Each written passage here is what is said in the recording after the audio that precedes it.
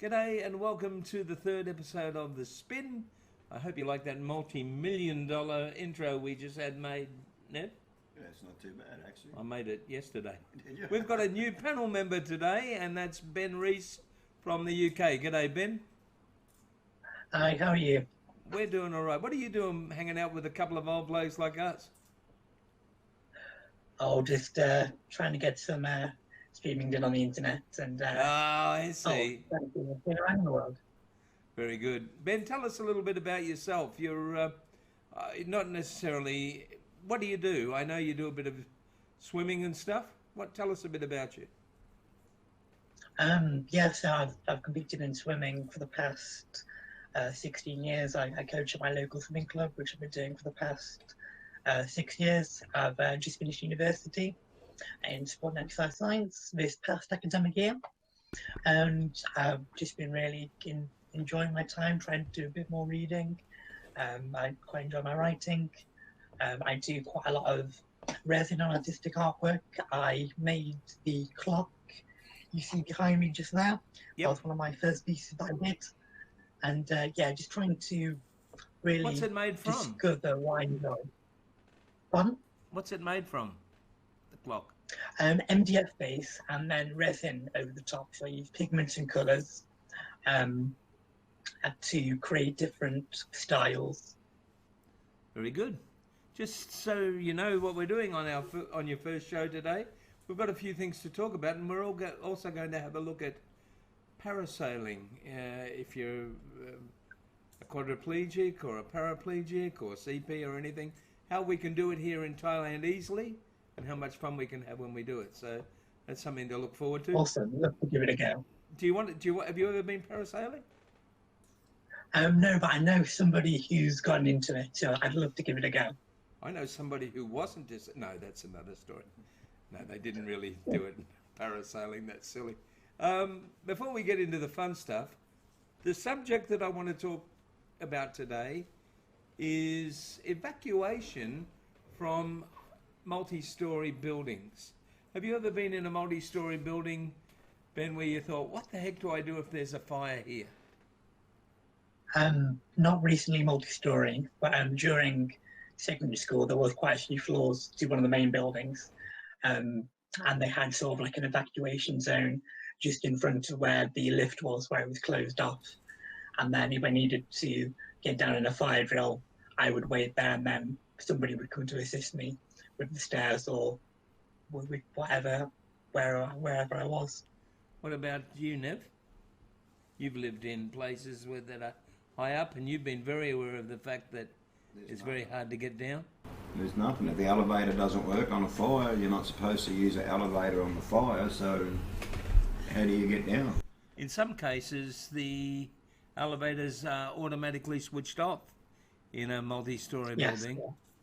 And I don't know if you're aware, but as far as a lot of the disasters that have happened, like 9/11 or the big hotel that burnt down, or the big building that burnt down in the UK, a lot of the people that were casualties were people with mobility impairment or the elderly or whatever, because they just couldn't get down the stairs or even up the stairs to the roof. I don't know if you're aware of that. I think that would be pretty prominent. And there's horrendous stories of people during 9/11 that were just waiting and hoping someone would help them down the stairs, because of course the elevators were no longer available. So it's something. I mean, I live on the first floor here, and before that I was on the... What floor were we in on the mouse house, Carl? 4? 4. Yeah, there's no way I could have got out of there if there'd been a fire safely. No, I know where the same room, I mean, I stayed in the same room, you got the exit, but you got to go down 4 flights of steps. How do you get down 4 flights of steps in a wheelchair? Yep. They shut the elevator, but they did have a fire elevator. A fire elevator? Yeah, there was the 2 main ones, and there's actually a fire elevator which was close to the room. That's the fire elevator. Very good. Well, I've been in a lot of hotels where they don't have that when we're on tour and whatever. And I would imagine, Ben, although I don't know, you've done a fair bit of travelling with your swimming. You were very modest before. You didn't tell people you've won medals and things. Yeah, a little bit. I've recently been to Sant Cugat near Barcelona in August for an international swimming competition. But we were mainly on the ground floor, although there was a service elevator. And they only had one working for the entire competition. So it was rammed through the entire time. Yeah. So I did have to use the service elevator once or twice. Every time I think of Barcelona, all I can think of is Manuel from Fawlty Towers. But anyway, that's another story. I think what we might do, if you're ready on the button there, Carl, is have a look at one of the solutions that have come up for getting down the stairs. Let's have a look at it.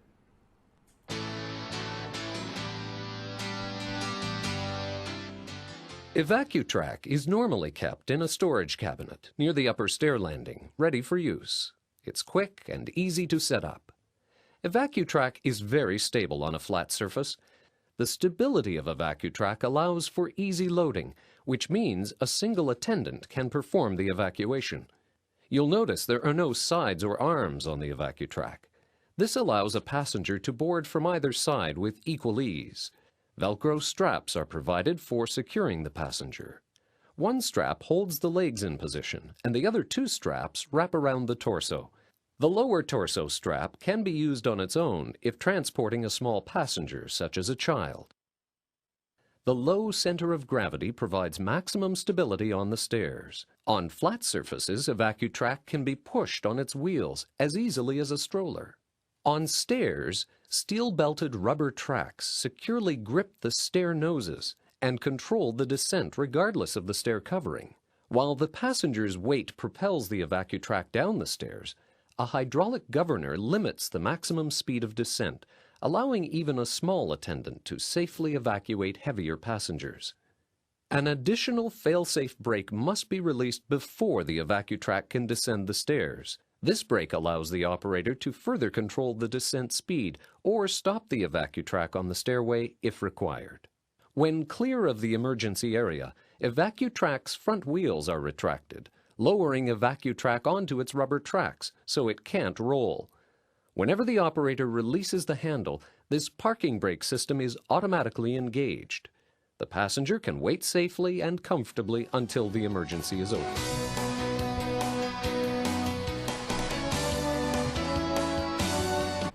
Well, there you go. Oh, that stopped quickly. That's the Evacutrack. Have you seen that before, Neville or Ben?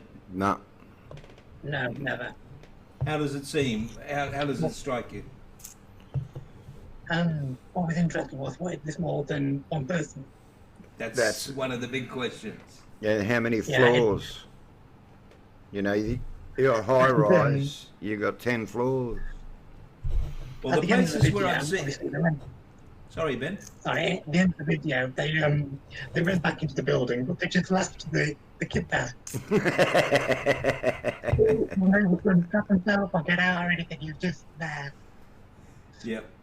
Well, look, I have seen them in buildings in France, I think, and they had one on every floor. That doesn't help you if there's more than one disabled person on every floor. No, now one elderly that can't walk down the stairs. Yeah. So.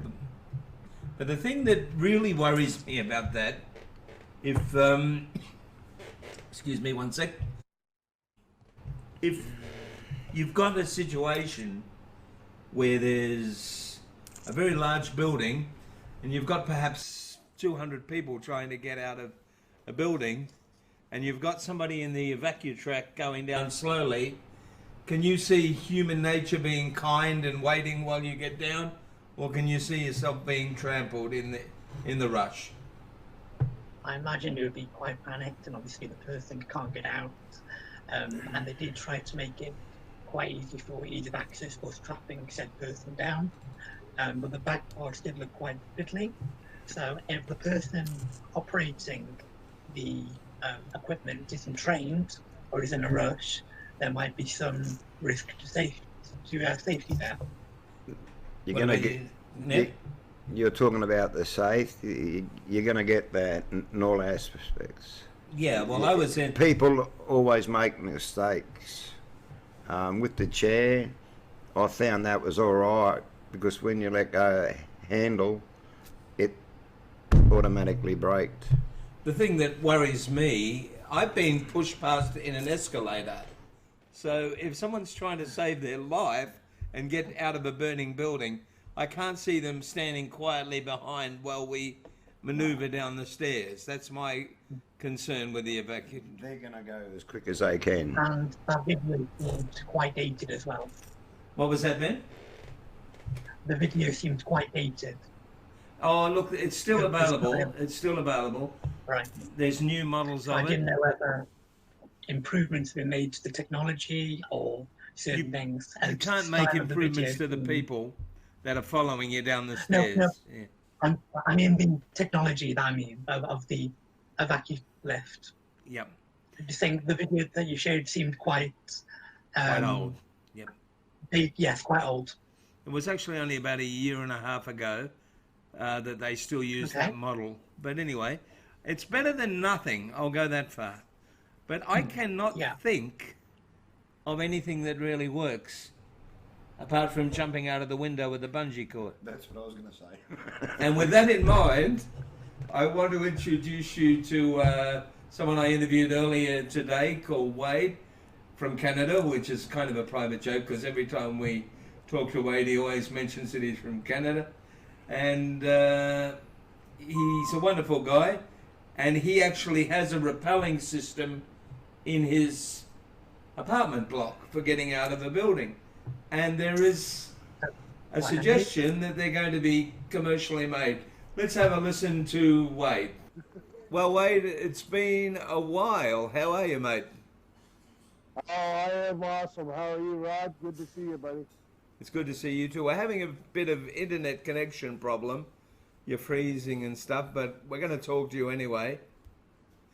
What we're discussing on the panel today is evacuation from high-rise buildings and so on in an emergency. And I know you've had quite a bit of thought about that yourself.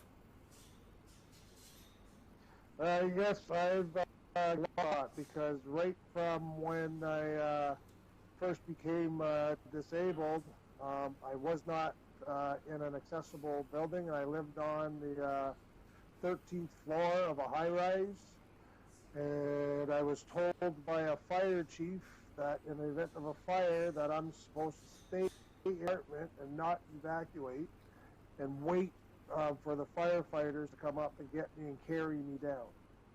So that means burn to death, really. Exactly. That's exactly how I took it. I figured that's it. I'm a goner. Even though I lived on a 13th floor, the biggest ladder truck that the municipality has only went up to the 10th floor. So, I mean, they couldn't even come up and get me. So if the inside of the building was engulfed, that was it. I was dead.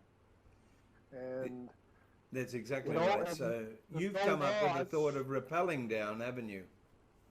Yeah, well, because there's no laws and there's nothing in place, and firefighters don't even do training for this. You know, their job is to rush into a burning building and then come up and try and carry a 270-pound guy down 13 flights of stairs, while there's 2,000 other people trying to get out at the same time. Well, just quickly, you're talking about you've got a system where you can jump out the window and rappel down. You won't have your chair, but you'll be safe, correct? Yes, I built it myself, but this is just something I did personally. It's not something I can sell or would be willing to, but it is a good idea. You told me about an organization that's created a rappelling system for able-bodied people, which basically works automatically. And now they're looking at sorting it out for people in wheelchairs. You wouldn't actually get your wheelchair, but you would go into a kind of a sling harness and head down there. Let's have a look at that program now and see what they've got on the market currently.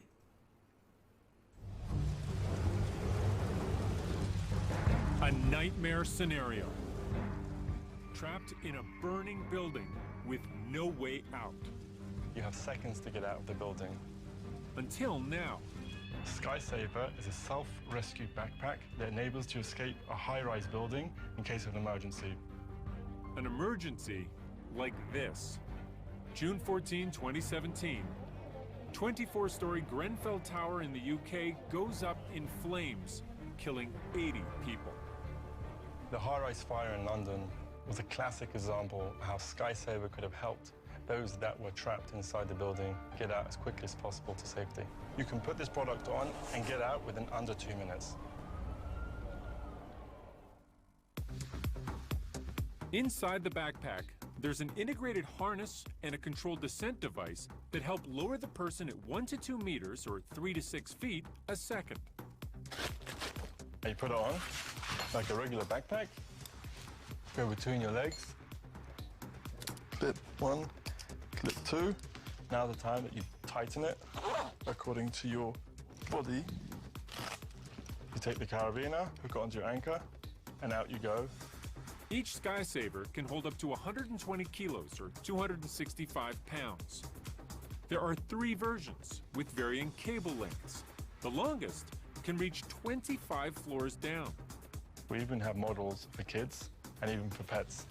You touch it over here, over here. You put your dog or your pet in here, and you're ready to go. Well, that's enough of that, but it's a very, very clever idea. And with them looking at designing it for wheelchairs, to me that makes sense because you can have one in every accessible room.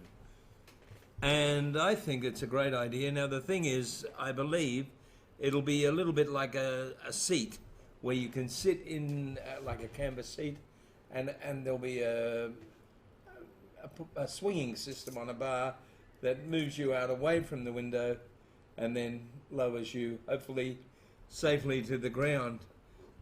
So that's what it is. We've got everyone else here. What do you think of that, Nev? I think there could be a lot of changes to it. I mean, if depending on your disability, you're not going to get out over a railing, you're not going to get over a window, then you've got to come down the building. If you've got problems with your arms, how are you going to do it?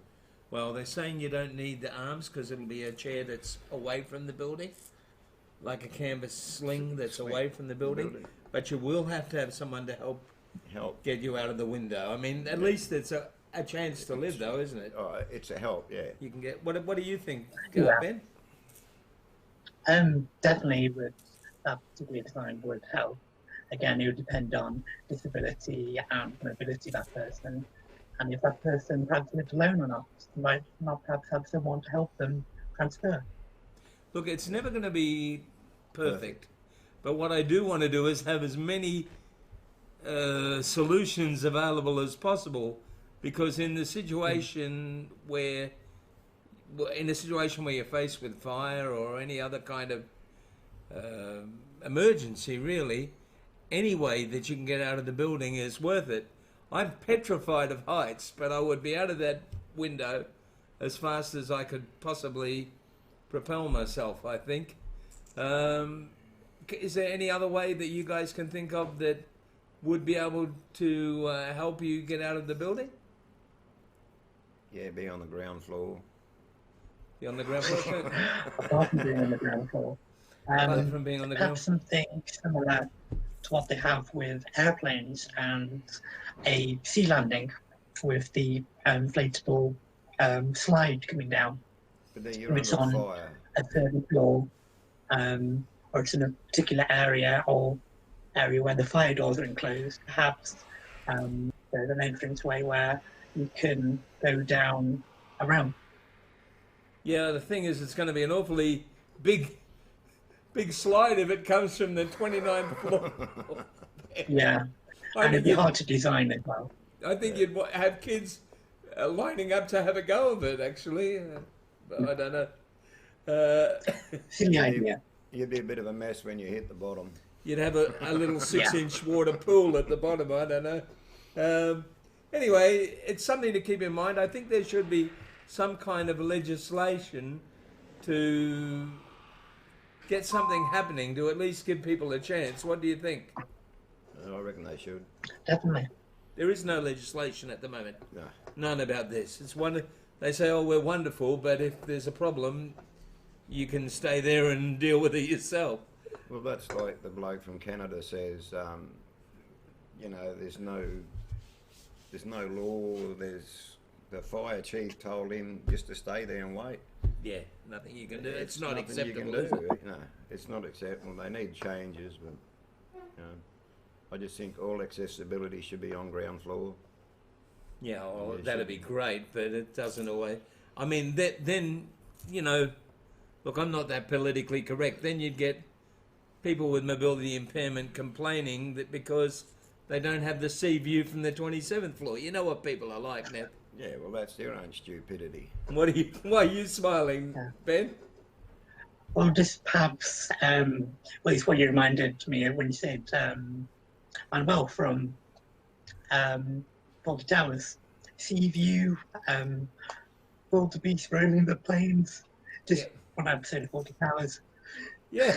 But then again, some people might not want to live on the ground floor. They might want to live on the first or second, Yep. Yeah, depending I on what their understand independence that. is like. Yeah, Rod that was makes saying sense. Look, enough of that serious stuff. How about we have a look at some fun stuff? As you know, we do tours with Anywhere on Wheels. We're currently doing Thailand, and we're going to be doing the UK shortly, Ben, and France and Australia. And there is a chance of winning a trip, a tour, if you like. But before then, there's something we used to do in Phuket, and we're now going to be doing them on our next Thailand tour. It's something you may not have thought about doing in a wheelchair, or not actually in the wheelchair, but if you're in the wheelchair. It's parasailing, and let's have a look at that right now.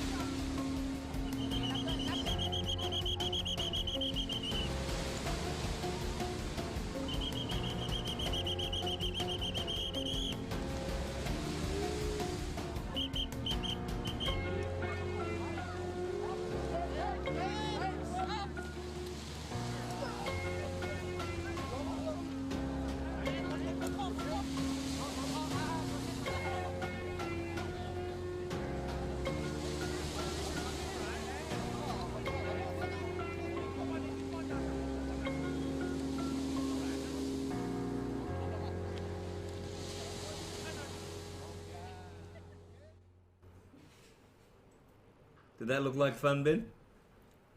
Yeah, he's just along for the ride as well. Well, I think the guy who goes up with you, which is mandatory here in Thailand, they call him the monkey. He does an awful lot of work. He steers the chute and he controls the landing. you saw him flare the parachute, kind of like an airplane when they land, and that was to keep the guy with quadriplegic legs from breaking when it hit the sand. He just lifted it up so that the catchers could grab his legs and keep them up off the ground and keep him from being injured. And they do a marvelous job and allow people to have such a wonderful time when they're over here parasailing. Is it something you do? Definitely. It is. I've seen a couple of different sort of parasailing as well, where they lift your legs up and you're sort of in a canopy, so it's held there, and then you do the movement, and there's the like engine propeller on the back which propels you across. Oh yeah. Yeah, that's a different thing. We can do that in another part of the world, but not here. Nev wants to actually do the parasailing, but with only one leg and one arm. He hasn't, at the moment, got a harness that can hold him in. He sort of slips out, you know, but as long as it happens over the water, I suppose. Depending on how high you are. So that's the parasailing, and we'll be doing that on the next tour. And it is a lot of fun. And yes, we do take time to train the people that are doing it. In fact, the first time it ever happened, I saw 5 Chinese tourists in Phuket leaving the beach quite miserable because they thought they couldn't parasail. And I said, yes, you can, come with me. And we got the guys we'd trained, and they all went. They did have to wait about 45 minutes until the wind was right, because they won't take you up unless the wind is favourable. Otherwise, it can be a little bit hazardous, so to speak. So that's it. Oh, excuse me. Come and do it on our tour. And of course, if you're in Australia and you want to book one of our tours, the people that you can book the tour through is Hello World.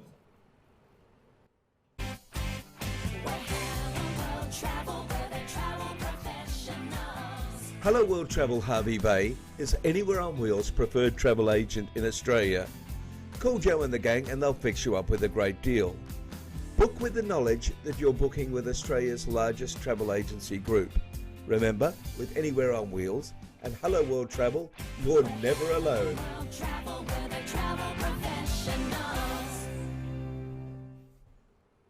And Joe and the gang will look after you in England. You can go to Limitless Travel or I Need a Holiday Tour with Jackie. Look, we just want everybody to come and enjoy Thailand, really. I'll give you a little look at our tour in a moment, but not quite yet. Before we do that, I just want to remind you that in Thailand, in December, it's the Friendly Design Expo. And if you've been to expos all around the world for wheelchair expos and so on, it's nothing like this. There's a lot of fun to be had here in Thailand when there's an expo. There's dancing and cooking and politicians and awards, and it's not like a normal expo. So if you would like to come to the Thailand Friendly Design Expo in November, just drop us a line at admin@anywhereonwheels.com. Let us know you might be interested, and we'll tack on a 10-day tour at the end of the expo so we can show you a little bit of Thailand. And you've been on our tours before, haven't you, Ned? Yeah, they're quite good. You had a lot of fun. Yeah, it's interesting. Keep you out of the bars and keep you sober, mate. You'll have to come over too, Ben. I'll try. Would you like to see a little bit about what you'll do when you get here? Sure. Okay, you got 3 minutes worth of a look. Here you go. Here's our tour.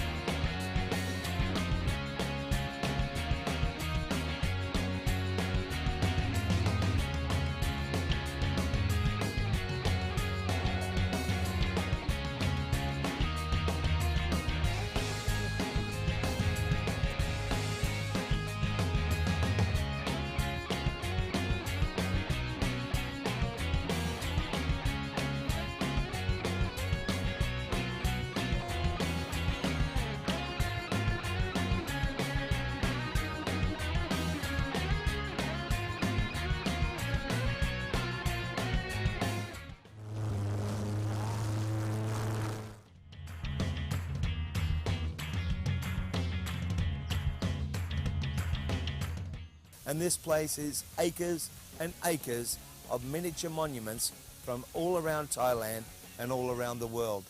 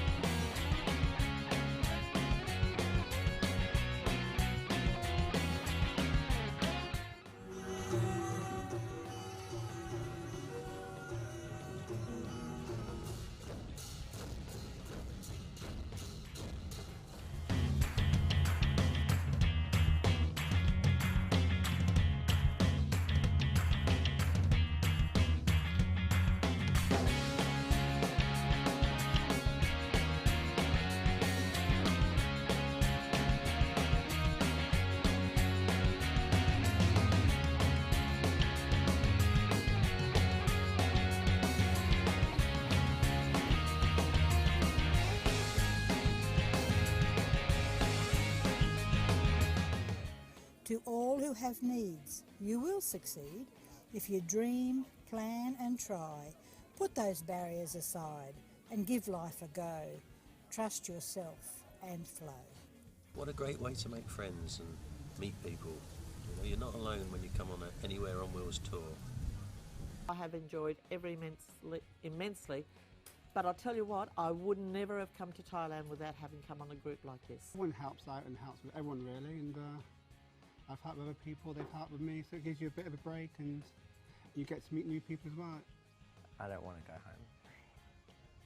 You just don't know what to expect when you come out, but you don't know who you're going to be with, you don't know what you're going to be doing, and actually it's a really great gang of people and we've done a lot of really exciting things, so it's done a lot more than what I thought.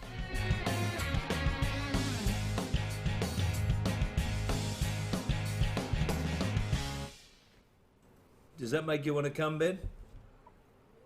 Yeah, it looks really interesting. What you should have done is come to the World Wheelchair and Amputee Games, which are on in Thailand in March next year.